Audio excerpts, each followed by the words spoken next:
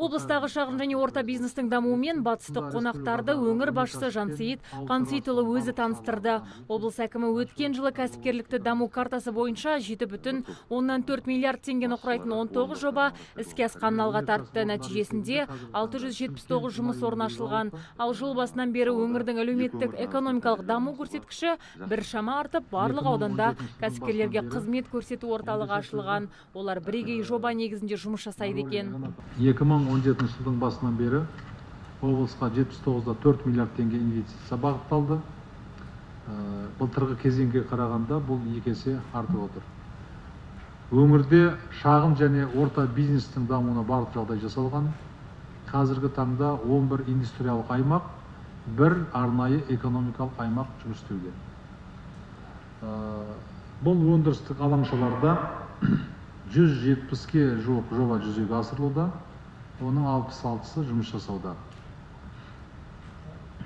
Ал тоқыма кластерін дамыту мақсатындағы арналы экономикалық аймақта қазіргі таңда 14 жоба жүзеге асырылуда.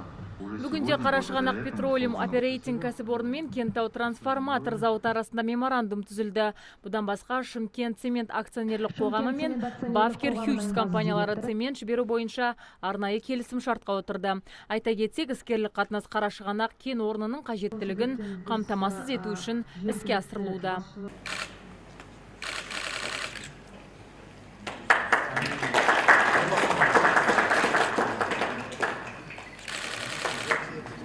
Енді өңірлік кәсіпкерлердің серіктестер қатары тағы 2 компанияға көбейіп отыр. Бұл облыстың әлеуметтік экономикалық ахуалын жақсартады дейді мамандар.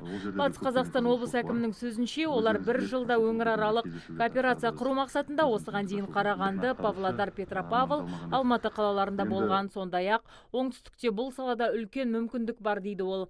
Айтуынша, осыған дейін Қарашығанақ кен орны трансформатор мен цементті шетелдік компаниядан алып келген. Десе де қазір елімізде отандық өнімді қолдау туралы жоба саны артқандықтан осы салаға басымдық берілуде. Ал ірі компанияның серіктес атану өңіріміздің зауыттарына бұйырды.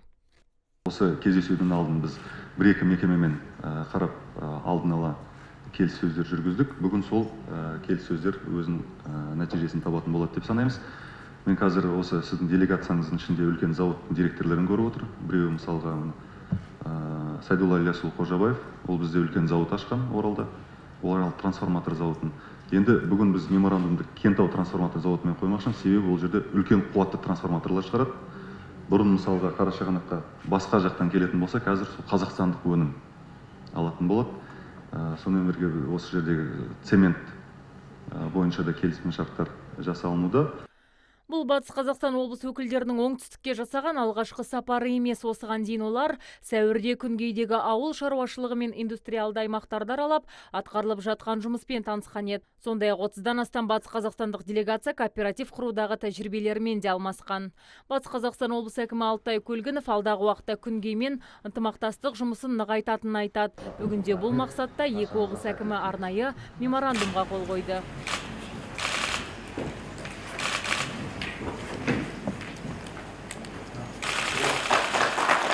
Қарашығанақ Қазақстанның мұнай-газ конденсаты кен орны Батыс Қазақстан облысында Ақсай қаласына жақын маңда орналасқан. Кен орнының бастапқы қорларын 1,35 триллион текше метр газ және 1,12 миллиард тонна мұнай мен газ конденсаты құрайды екен. Еліміздің 45% газы мен 16% сұйық сутегілер осы кен орнына тиесілі. Жалпы Қарашығанақ кен орны 1979 жылы табылған болатын. Содан 5 жылдан кейін алғашқы өнімін берді. Ол енді Совет үкіметінің заманы. Содан бері біз көптеген жаңа жобалар, кеңейту жобалары болған болатын. Енді 1997 жылы Вашингтон қаласында елбасының қатысуымен түпкілікті өнімді бөлу келісім шартына қол қойылған болатын. Сол уақыттың ішінде компания акционерлері бұл жобаға 22 миллиард ақш долларындай инвестиция жасап отыр. Қазіргі таңда жаңа атап өткен біздің 5 акционеріміз бар. Азиза Мадияр, Талғат Қырғызалиев, ТВ телеарнасының жаңалықтар қызметі.